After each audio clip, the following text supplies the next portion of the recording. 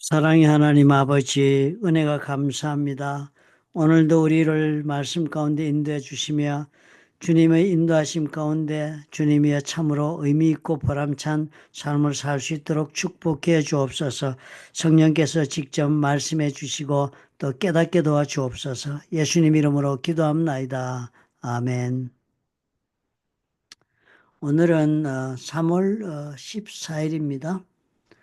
3월 14일자 오늘은 돌아온 당자의 비유를 3월 15일이네요. 돌아온 당자의 비유를 공부하는 날입니다. 3월 15일 누가복음 15장 11절부터 24절입니다. 예수님께서 들려주신 비유 가운데 하나님이 영혼을 구원하는 문제에 관해서 어떻게 생각하고 있는지, 즉 하나님을 떠난 사람, 하나님을 알지 못하는 영혼들, 구원받지 못한 영혼들에 대한 하나님의 마음을 전해주고 있는, 잘 알려주고 있는 비유가 세 가지입니다. 그게 어제 우리가 두 가지 보았습니다. 어제 우리가 본 두 가지가 첫 번째가 잃어버린 양, 99마리 양이 100마리 양 중에 한 마리 잃어버리면 그 양을 찾아간다는 그게 하나님의 마음. 또 두 번째가 잃어버린 드라크마, 은화 하나를 잃어버렸을 때 그것을 꼭 찾고자 하는 그 주인이 그 노력하는 마음이 하나님의 구원받지 못한 영혼을 향한 마음이다 그랬습니다. 또 그 다음에 가장 강력한 비유가 바로 오늘 우리가 읽은 돌아온 당자의 비유입니다. 돌아온 당자의 비유는 예수를 안 믿는 사람도 그 내용을 다 알더라고요. 또 빌리 그레엄 목사님이 한국에 오셨을 때 설교하셨을 때 그 주제는 또 본문 말씀이 돌아온 당자를 가지고 설교하셨던 것으로 제가 기억하고 있습니다. 참 그 내용은 우리가 잘 알다시피 하는 아버지 앞에 미리 유산을 달라고 그래 집을 나가 탕진했다가 폐가 망신한 사람이죠. 그런데 그 돼지 우리에서 먹다가 내가 지금 집으로 돌아가면 차라리 종이 되는 한이 있더라도 아버지 집에 가면 밥은 먹을 수 있다. 이러고 있을 것이 아니라 돌아가자 하고 용기를 내서 일어나서 집으로 돌아왔더니 아버지는 먼 곳에서 이 아들을 기다리고 있다가 달려와서 목을 어긋지게 끌어안으며 아버지는 울면서 환영을 했다. 그리고서는 종들에게 이르되 제일 좋은 옷을 내다 입히고 손에 가락지를 끼우고 발에 신을 신기라. 그리고 살찐 송아지를 끌어다 잡으라. 우리가 먹고 즐기자. 이내 아들은 죽었다가 다시 살아났으며 내가 잃었다가 다시 얻었노라 하니 그들이 즐거워하더라. 중요한 단서가 설명 이 말씀입니다. 이게 제일 중요한 표현입니다. 이 아들은 어떻다고요? 죽었다가 다시 살아났다. 아버지는 그렇게 보는 거예요.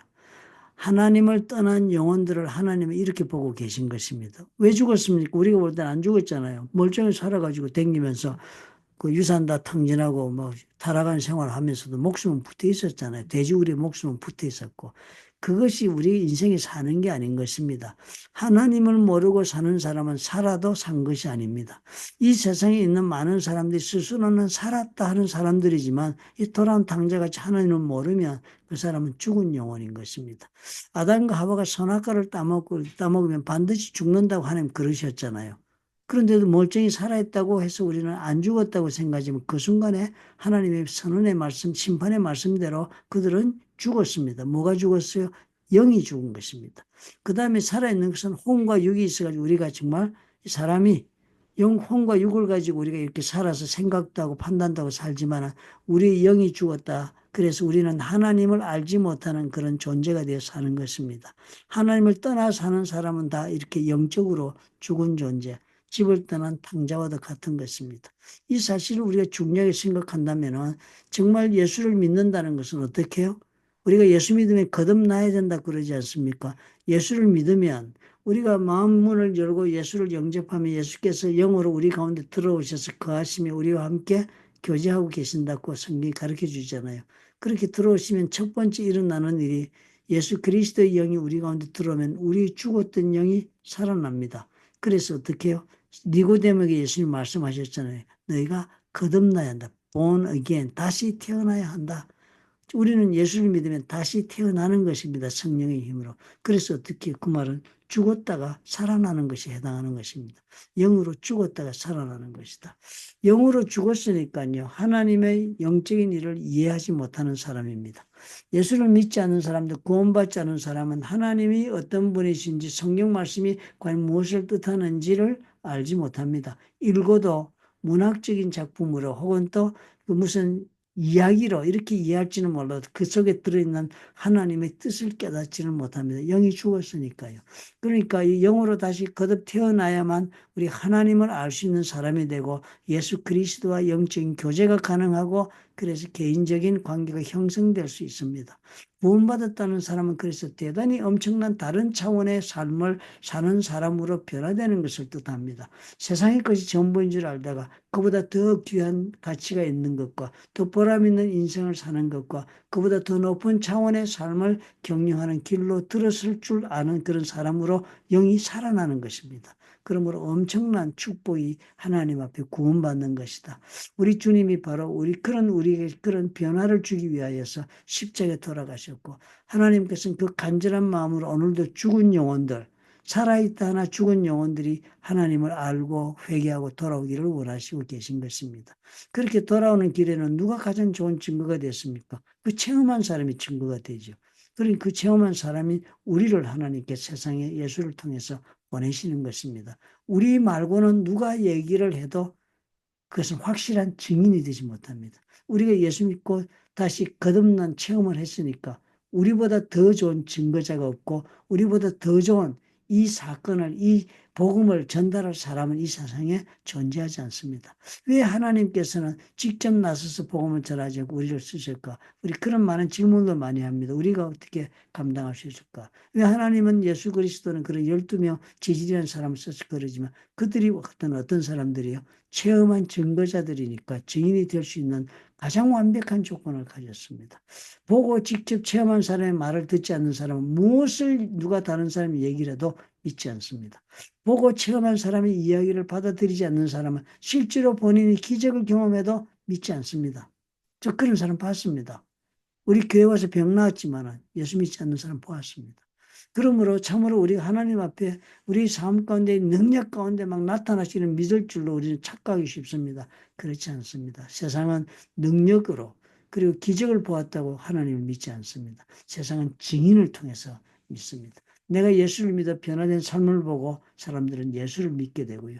내가 전하는 그 복음의 내용을 말씀을 듣고 성령의 역사하심으로 예수를 믿게 됩니다. 그러므로 그 막중한 사명을 우리에게 맡기신 것입니다. 이 돌아온 탕자의 비유를 보면서 우리 하나님이 이만큼 기뻐하신다. 구원받은 자를. 그리고 우리 하나님이 이렇게 무조건적으로 구원받기 예수를 선택하기만 하면 아들로 받아들이는 이 무조건적인 하나님의 사랑을 가지고 영혼들을 바라보고 있다. 그런데 우리가 많은 조건을 달 필요가 있겠습니까? 달 수가 있겠습니까? 우리도 아무런 조건 없이 하나님의 이 마음을 따라 예수 그리스도의 마음을 우리도 품고 하나님 앞에서 죽은 영혼인 것을 알고 복음 전해하지 않겠습니까? 사람이 살아날 수 있는 길을 안다면 포기하겠습니까?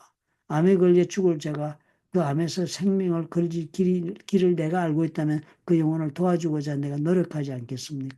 그 암보다도 더한 죽은 영혼이 살아나서 하나님의 자녀가 되는 길을 우리가 알고 있는데 왜 우리는 침묵하고 있습니까? 깊이 우리가 질문해 볼 그런 하나님의 돌아온 탕자의 비유라 생각이 들어집니다. 좋으신 아버지 감사합니다. 우리 하나님의 마음과 정말 죽은 영혼이 무엇인가를 깊이 우리가 묵상하고 아버지 복음을 전할 수 있도록 도와주옵소서. 예수님 이름으로 기도합니다. 아멘.